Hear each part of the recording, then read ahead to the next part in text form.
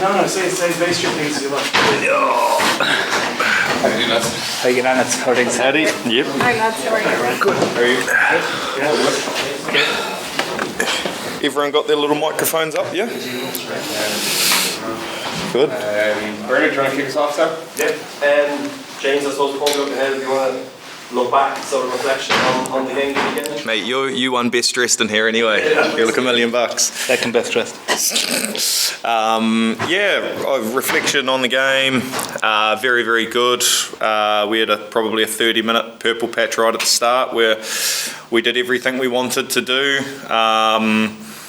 And we came out with a fairly decent buffer. I guess probably post that we put ourselves under a bit of pressure, and we handled a bit of that pressure well. But the problem was that we put ourselves under it. We gave them a lot of access, something that we said we didn't really want to do. And away from home, you've got to win all those little battles. We just gave them too much opportunity.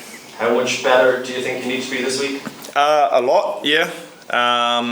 Obviously, it's a whole new beast around the corner. Fortunately, we're playing France at home, and a lot of those 50-50 calls hopefully will go our way, but we know if we get across our own detail, we can hopefully do a job. France weren't at their best for the weekend. Is that a good or a bad thing? It doesn't, they're a world-class side, they've shown it for a good couple of years. They've 9-10 combos, pretty scary. Their back rowers are world class. They've got a midfield that's very dangerous and a back three who would put the shivers up most teams. So when you look across individually, they've got some pretty good firepower. So hopefully they don't string it all together. Yeah. Is your Bill as a Grand Slam decider? Would you? Jesus. Not really. No, it's the second game of the Six Nations. I don't want to get too far ahead of ourselves, and I'm sure they'll be saying the same things. It's the old cliche, one game at a time, and we'll take it like that. James, Andy mentioned after the match at the weekend just about a new resilience, I suppose, in this side, where dealing with late injuries, the bus being late, whatever, being able to roll with the punches. Is that something you kind of see in the squad? Yeah. You just got to take the good with the bad, and it was obviously heartbreaking for the likes of Jamo and Tig during the week as well, being ruled out, and obviously Churchy. But the boys who were brought in to replace them played outstanding, and they did exactly what was needed of them in a very testing situation away from home and against Wales. So we were happy with how the boys fronted. There was no backward steps by any means, no. Dave, you've been involved with the squad for a good few years. Just to go on to that point about the last minute inconveniences, do you feel as a team now you're better equipped to deal with those kind of things than you might have been 5-6 years ago?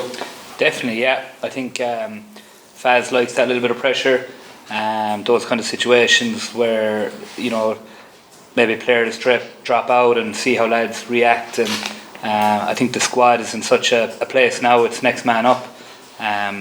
You see that in training during the week, how competitive it is. We actually said over in Portugal when we were training both teams against each other, that you wouldn't know which team is actually playing against Wales, which is, I think, a great headache for the coaches. So it's in a great spot. And at what point on Saturday did you get pulled aside and get told, alright, you're talking out today? It wasn't till the morning of the game, but Paulie on the way out in the elevator just said, "Be ready, kid," in his as he does. But I knew I prepared all week as if I was being involved, so I was just ready to go. And just from your own personal point of view, then, obviously you hadn't played since the end of the last Six Nations with Ireland, and you'd missed out on the main squad in the autumn. Was there a point maybe in the last few years? Did you think you were kind of just on the outside looking in, trying to sneak back in? How much did you think you could get back in the Six Nations? I had a bad injury at the end of that Six Nations. I'd get 2 discs shaved in my neck, and you're out for a considerable time, and you're looking on and you're seeing what the team is building, what Faz has built here. I was actually chatting to Pete the other day at dinner. We were just saying, obviously everyone talks about how good an environment is here, and it's not rubbish. It actually is a real enjoyable place to be, but it comes from the top down. Faz has got great people in, and it filters down to the players. It's such a good place to come in and get better every day. And as I said, I was not involved. You're watching on, and you're desperate to get back in. And fortunately, I just put my head down and worked away and got myself back in. But it's where you want to be. It's an incredible environment and tough task this weekend, but it's a great place to be. For the scrums, then France came well out on top of the scrums we played last season. Obviously, it's going to be a massive area of focus again this week. Yeah, it's a huge area. There's no shying away from the French scrum. You look at the top 14, you look at France. It's what they base their game around. So it's going to be a big challenge for us, but we'll put all the steps in ready to be prepared for it. And Dave, just when you said there that you were watching on, hoping to get back into the squad, was there ever any doubts? I wasn't. I was hoping, yeah, but I believed. I had massive belief in myself that I would get back in if I could get back fit. It was the worst injury I ever had. I lost kind of power down my hand through getting those discs shaved, and it was and unnerving at times, wondering would the power ever came back. It was a couple of months with the great S&C and rehab coaches down in Munster, and it just wasn't coming, and then all of a sudden it came, and once I saw a bit of light I went with it and just built myself back up and worked away to try and get back in. So I'm feeling very fortunate to be in here, and I suppose you don't know the saying, you don't know what you have until it's gone. Really resonates with me now. You're out of the environment through injury or selection or whatever, and then when you get a second crack at it to get back in, you want to take it with both hands and make sure you're in here as long as you can. James, notwithstanding you to follow somebody who's just quoted Joni Mitchell there, very good. Not to be gone. Yeah. All right.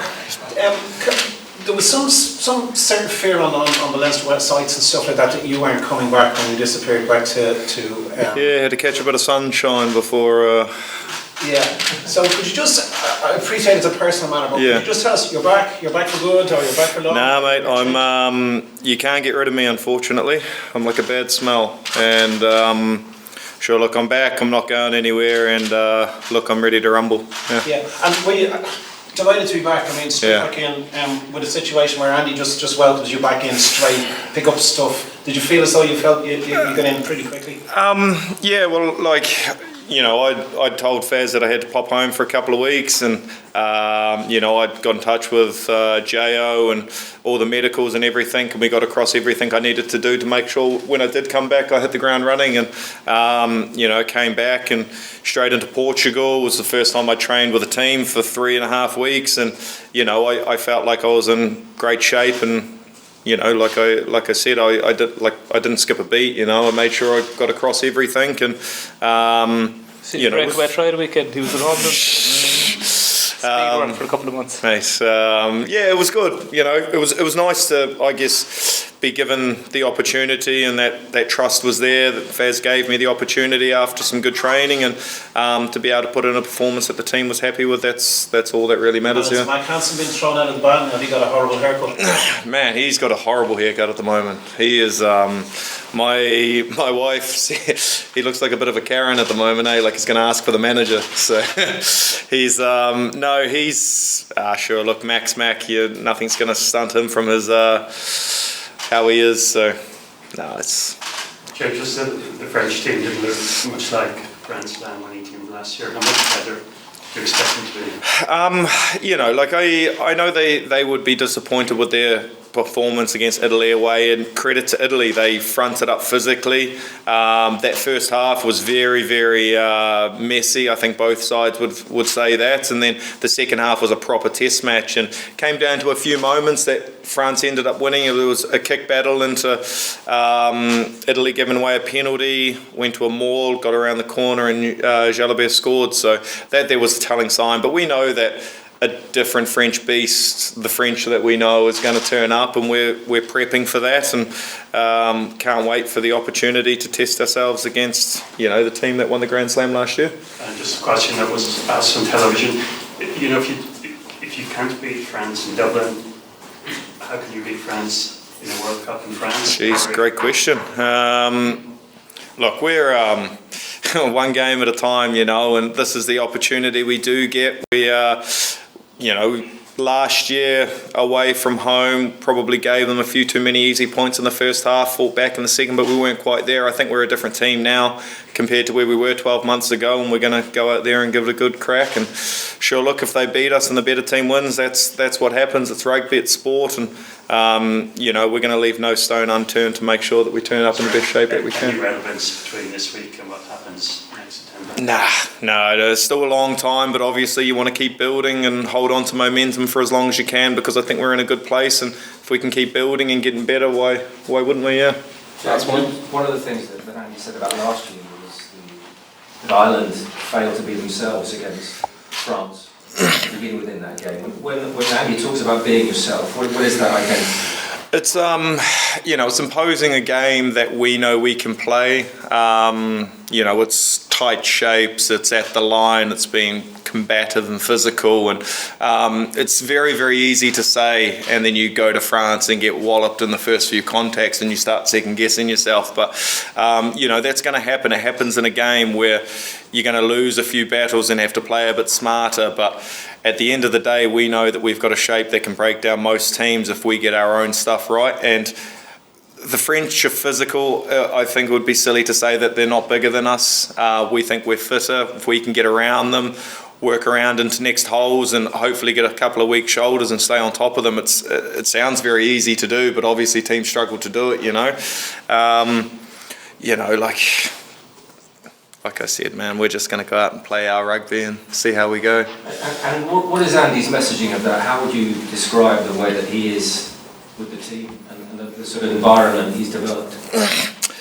He encourages you to be yourself and not take away from the fact of this, I guess, the skills and the point of difference that you have as to how you got into this position, and then it's finding a way around a structure that Andy puts in front of us to make sure that we can express ourselves. And you know, we've got some freakish athletes as well. I think if you look at our back rowers at the moment, I mean, pretty dynamic, our 6, 7 and 8, and even our locks Tig moving into a lock, who was, you know, predominantly a 6 a couple of years ago. You know, it's very athletic and dynamic, and just giving those boys the opportunity to play at the line, play little tips inside, balls out the back, Sexto turning corners, having forwards there. You know, it's all part of the whole, you know, our whole system. And the quicker we can get off the ground and get into shape, I think we can cause some problems. The only Tier 1 nation Andy hasn't beaten, Andy Farrell's Ireland hasn't beaten, is France. Will that be irking him? I don't know. I mean, I know you can get as cliche as you want, but sure, look, it's the next game. It happens to be France. I didn't know that he hadn't beaten France. I haven't beaten France yet, so I wouldn't mind having a go at them as well. But like I said, they're a very, very good outfit, and I don't think you can take too much from last week. Credit to Italy, like I said earlier, but you know, we've got a fairly big challenge ahead, and we're gonna step fairly strong into it. Yeah. And James, could you talk us through your try from the weekend? It must have been a particularly satisfying. Yeah. He hasn't stopped talking about it. Oh yeah, it's like he said. I've been showing everyone the video, and man, it was funny. We watched it again this morning. A couple of phases beforehand, Pete gets a boot to the rib or something. I'm just screaming at him to just do something, and he ends up lazily falling into a tackle on the inside, and I'm thinking, oh no. And you know, Ports and Sheeno came around, and I felt we could just get into the space, and you know, Bigger put it in the bread basket, and the boys were surprised I made it all the way. And you know, it's pretty satisfying, I guess, because in a few years ago I wouldn't have done that. I would have done something pretty stupid. So What do you mean? Sure, look, I would have tried to whack someone or shot in, or you know, and I just kind of was in the right place at the right time, and sure, look, that's all she wrote. Yeah. Thanks, guys. Cheers. Thanks, guys. Thanks, lads. Thanks, cheers, fellas. Ladies, enjoy the afternoon. Yeah. You too. Don't make us sound too silly, please.